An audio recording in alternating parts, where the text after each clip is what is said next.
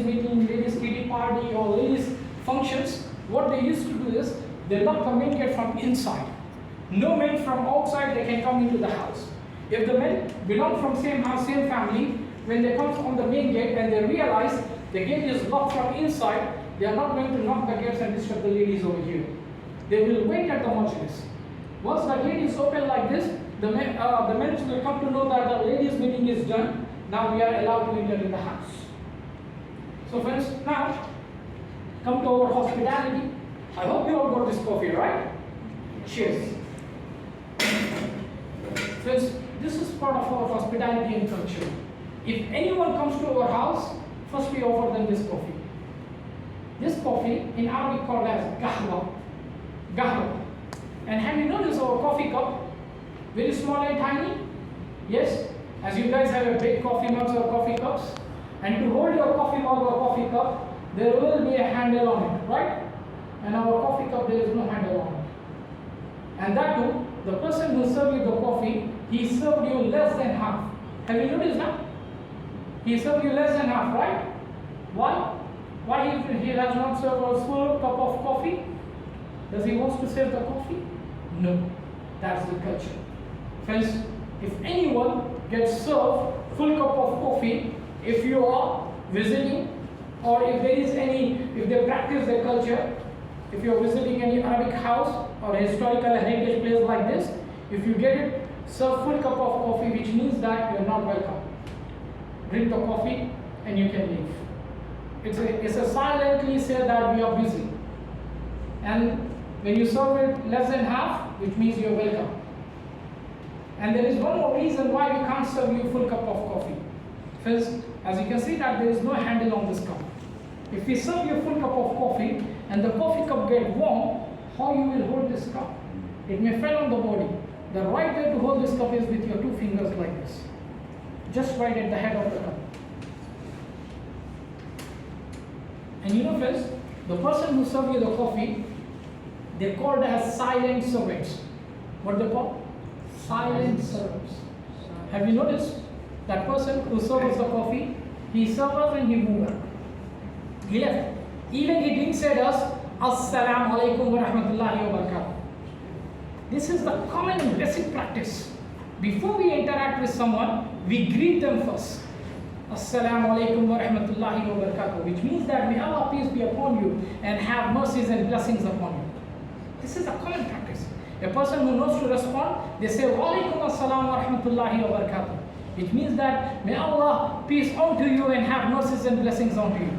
This is vice versa. Or else, like today, if he feels that there is no Muslims or he has to greet in English, he may say, welcome, good afternoon, good morning or good evening, marhaba, ahlan, nothing. He served the coffee, he left because he is a silent servant. Even his excuse me can disturb the whole meeting. That's why they are not allowed to speak in the middle of the conversation. And now, their job is to keep eye on the coffee cups. If the coffee is getting low, they will keep filling up the coffee. Unless and until the guest says that I'm done with the coffee. Even the guest is not saying, going to say the servant that I'm done with the coffee. No. The guest, what they are going to do is, once they are done with the coffee, they will hold this cup in the right hand. Friends, I say to the right hand, the reason we have a faith and believe that every good thing has to be did from the right hand. Especially eating and drinking is the stuffs are the mightiest blessing of Almighty. Without that we cannot survive our lives. So thanking Him on His behalf, we show the respect to the person who is serving us. Not only serving, even if we are on receiving end, we always use right hand. Using left hand for serving or receiving on this part of the world is a sign of a disrespectness, rudeness or insulting someone. So we never use our left hand for serving or receiving. We always use right hand. You have noticed that he has so many cups in his right hand and he is holding coffee pot in the left hand. Still while serving, he used the right hand. Yes. So the guest will hold this cup in the right hand. Once they are done with the coffee, they will show the empty cup to the silent servant and they will share this cup side by side like this. And they will put it down. So the silent servant will come to know that the guest is done with the coffee. Without doing this, if the guest without shaking this cup side by side, if they put it down straight away, which means that the guest is upset. They are not happy with the gesture. So until they done it, they will hold this cup in the right hand once they are done. And friends, the coffee what it gets served to you, this is not the real Arabic coffee. This is the mild version of Arabic coffee. The real one, if you have it like this, next 2 days you don't have any taste on your tongue. It's so bitter in taste. As we all know that you're not used to with that bitter coffees, and you're the guest of this house. It's our courtesy now to serve you the Arabic coffee. So what we did is, we made the mild version of Arabic coffee. This is the mildest version of Arabic coffee. Let me tell you what all ingredients added in this one. Extreme boiled water, roasted coffee powder, cardamom powder, saffron powder with rose water. No sugar, no milk, no calories, no diabetic problems. Even if you have 50 cups a day, it won't harm you. And we consider this as our energy drink. Yes. Now, look at the wall. There are 2 pictures. I'm going to tell you who are there. Just listen the names carefully. Alright, the first one from my side is His Highness Sheikh Mohammed bin Zayed Al Nahyan. He is the ruler of Abu Dhabi and he is the president of United Arab Emirates.